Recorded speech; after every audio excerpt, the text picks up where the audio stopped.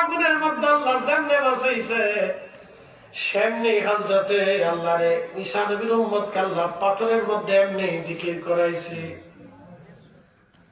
আল্লাহ এমনি করেছে। কেমনে সবকত প্রশ্ন আল্লাহর কাছে। এখন যদি বলেন এক মাটি থেকে আল্লাহ এত গাছ কেমনে বানাইলো, এরকম উত্তর আছে। এই পাগলের উত্তর কেমনে দিবে? যদি বলেন একই পানি, এর ভিতর থেকে শত কোয়ালিটির মাছ আল্লাহ কেমনে বানাইলো, তা আল্লাহ তো জবাব দিয়ে দিচ্ছে। বলে কি জবাব? কোরআন আল্লাহ বলে দিচ্ছে, ইন্নামা ইযা আরাদা শাইআন আইয়াকুলা লাহু কুন ফায়াকুন।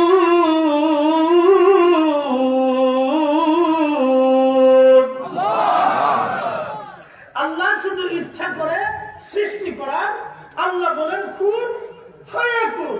আল্লাহ শুধু বলেন কুন হয়ে যাও, ফায়াকুন হয়ে যায়।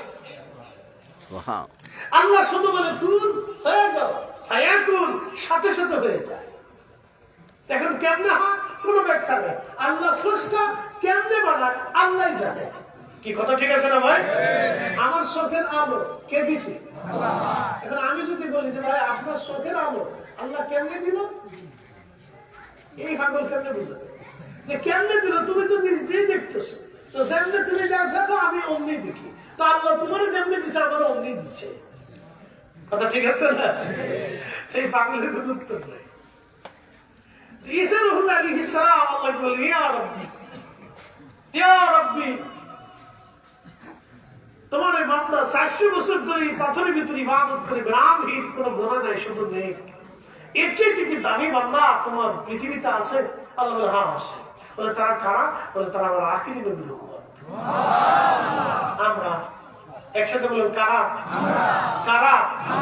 জুতা চুরির জন্য, সুদ খাওয়ার জন্য, ঘুষ খাওয়ার জন্য, অন্য সম্পদ মারার জন্য, আরেকজনের মাথায় বাড়ি দেওয়ার জন্য, হিংসা করার জন্য, অহংকার করার জন্য, গীবত করার জন্য, সকলঘরের জন্য না। এই জন্য আল্লাহ আমাদের শ্রেষ্ঠত্ব দেয়।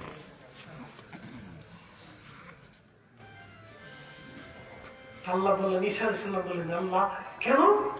ঈসা, আমি তাদের ভিতরে কিছু কিছু বিশেষ রাত দেব, যেমন জুমার রাত, দুই ঈদের রাত, বারাতের রাত, কদরের রাত, মেরাজের রাত, মিলাদুন নবীর রাত, এরকম কিছু মুহররমের রাত, বরকতময় রাত আসবে। কি আসবে? বরকতময় রাত আসবে। এই বরকতময় রাতের ভিতরে একটা রাত হচ্ছে নিসফু শাবান, শাবানের অর্ধাংশ, 14 তারিখ দিন যে রাত। ঈসা, এই রাতে আমার বান্দা, আমার আখিরি নবীর উম্মত ইবাদত করবে। আমার এই বান্দা পাথরের মধ্যে 400 বছর যত নেকি করেছে, এক রাতে ইবাদতের তার চেয়ে বেশি আমি আল্লাহ দিয়ে দেব। আরো জোরে এটা প্রশ্ন করেন, হুজুর এটা জাল হাদিস মানি। অনেকের আশ্চর্য হইতে পারে, এটা কেমন কথা? আপনাদের কেন বোঝায়? এই মসজিদ, এই মসজিদ থেকে বাড়ি পর্যন্ত যাইতে, এখানে 100 কদম বাড়ি পর্যন্ত যাইতে লাগে, কেউ আছে না? 200 কদম আছে না? 300 কদম আছে? 400 কদম? আচ্ছা, এবার আসেন কত কদম? 400 কদম। এই হাদিসটা বলে আমি বিদায় নেব, কারণ আমি ওই আরেকটা প্রোগ্রাম একটু আমার যেতে রূপুর 10টায় ধরার কথা। এটা এখান থেকে 10:15 সাইড দিয়ে গেলে আমার জন্য একটু প্রোগ্রাম 9টার পরে একটু সময় লাগবে। এই জন্য আমি ওই ভাইরে আগে বলছি যে ভাইরে আমার কিন্তু 10:15 তুমি ছেড়ে দিই, কারণ একটু সময় মেনটেন্স না করলে পাবলিক বেজার হয়ে যায়। টাইম মতো না গেলে হুজুর মনে খাইতো না, তোমরা বুন্দাওয়াত দিচ্ছ, ঠিক আছে না ভাই? রেজাল্ট আছে। তা আমি হাদিসটা বলে শেষ করে দিচ্ছি, তো মনোযোগ দেন, খুব ইম্পর্টেন্ট। তো জুমার নামাজে আসা যাওয়া দিয়ে সুনানুত তিরমিজি রাসূল করিম সাল্লাল্লাহু আলাইহি ওয়াসাল্লামের উম্মতরে আযান পড়ার পরে পবিত্র হইয়া গোসলাদি করিয়া উত্তম পোশাক পরে ভদ্রতার সাথে একই ইমানের সাথে আমার উম্মত হেঁটে হেঁটে হেঁটে হেঁটে মসজিদে আসবে। জুমার নামাজে ইমামের কাছাকাছি বসবে, খুতবা শুনবে, শুনে হেঁটে হেঁটে হেঁটে হেঁটে বাড়ি চলে আসবে এবং আদবের সাথে যাবে, আদবের সাথে আসবে। আমার এই উম্মতের প্রত্যেক কদমে কদমে 1 বছর ধরে ইবাদত করলে যে সওয়াব, 1 বছর ধরে রোজা রাখলে যে সওয়াব, প্রত্যেক কদমে কদমে আল্লাহ লিখে দেবে। আরো ধরে তাহলে 400 কদম হলে কত বছর? 400 বছর। 400 কদমে কত বছর? তাহলে 400 কদমে আসতে 400 কদম যাইতে কত হলো 800। তাহলে ঈসা আলাইহিস সালামের উম্মত 400 বছর ফাতরে বসে জানা পাইছে, আমরা এক জুমাতে মসজিদে যাও আসা দিয়ে তার সাথে বেশি পেয়ে গেছি। আরো জোরে, আরো জোরে। এটা শুধু আখির নবীর উম্মত হওয়ার কারণে, নবীর কারণে, নবীর কারণে, নবীর কারণে। এজন্য আল্লাহ বলেন নবী পাইলে আল্লাহ পাওয়া, নবী পাইলে আল্লাহ পাওয়া। এজন্য আমরা সুন্নিরা কই নবী নবী নবী নবী নবী নবী। কথা বল না কেন? শেষ। আমি অল্প কথা দিয়ে অনেক কথা বোঝানোর চেষ্টা করছি।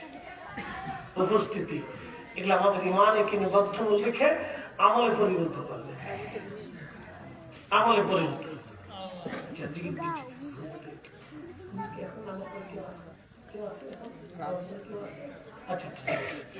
আমরা একটু মোহাম্মদের জবান খুলে ইসমে জাত আল্লাহ আল্লাহ আল্লাহ আল্লাহ আল্লাহ আল্লাহ আল্লাহ আল্লাহ আল্লাহ আল্লাহ আল্লাহ আল্লাহ আল্লাহ আল্লাহ আল্লাহ তোমার লীলা খেলা কেউ বোঝে কেউ বোঝে না ইয়া আল্লাহ আল্লাহ আল্লাহ আল্লাহ আল্লাহ আল্লাহ আল্লাহ কাউকে রাখো রাসূলুল্লাহতে কাউকে রাখো বালাগানাই আল্লাহ তোমার লীলা খেলা কেউ বুঝে না ইয়া আল্লাহ আল্লাহ আল্লাহ আল্লাহ আল্লাহ আল্লাহ আল্লাহ আল্লাহ ইব্রাহিম তোমার নামে ছিল নমরুদের আগুনে ফেললো, আগুন হইল ফুলবাগে সাপা সমকানে পড়ল না আল্লাহ, আগুন হইল ফুলবাগে সাপা সমকানে পড়ল না আল্লাহ তোমার লীলা খেলা কেউ বোঝে কেউ বোঝে না ইয়া আল্লাহ আল্লাহ আল্লাহ আল্লাহ আল্লাহ আল্লাহ আল্লাহ আল্লাহ আল্লাহ আল্লাহ কাউকে রাখো গাছতলাতে কাউকে রাখো বালাগানাই আল্লাহ কাউকে রাখো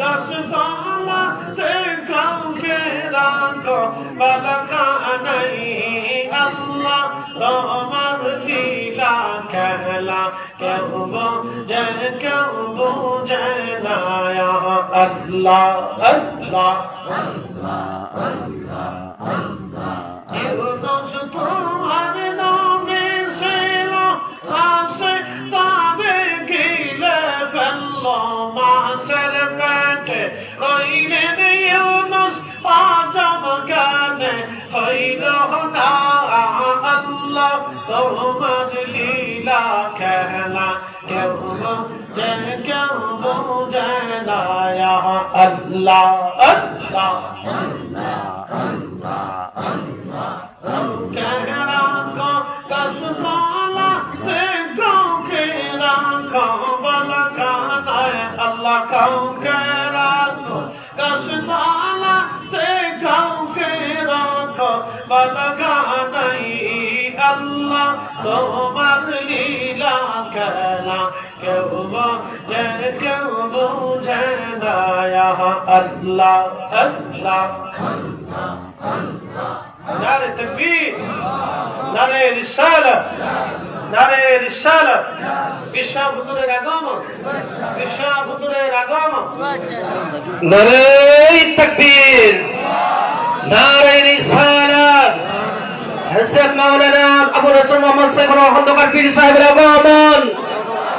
দুবাচারের পক্ষ থেকে, সভাপতি সাহেবের পক্ষ থেকে, আলহাজ মোহাম্মদ আলী আজম জালাল সাহেবের পক্ষ থেকে নারে তাকবীর, নারে রিসালাত।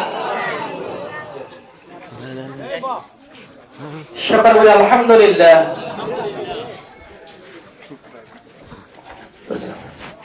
বিশেষ করে আজকের অত্র মাহফিলে